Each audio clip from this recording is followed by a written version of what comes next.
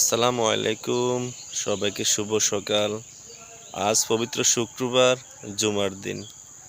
আমাদের প্রিয় নবী হজরত মুহাম্মদ সাল্লাল্লাহু আলাইহি ওয়াসাল্লাম বলেছেন, যে ব্যক্তি শুক্রবার অর্থাৎ জুমার দিন সকাল সকাল ভালোভাবে গোসল করে পবিত্র হয়ে তার সাধ্যমতো নতুন কাপড় পরে আতর সুগন্ধি লাগিয়ে হেঁটে হেঁটে মসজিদে গেল এবং গিয়ে কিছু নফল নামাজ এবং সুন্নত নামাজ আদায় করে ইমাম সাহেবের খুব কাছাকাছি বসে ভালোভাবে খুতবা শুনল মনোযোগ সহকারে এবং সম্পূর্ণ নামাজ শেষ করে সে বাড়ি ফিরল।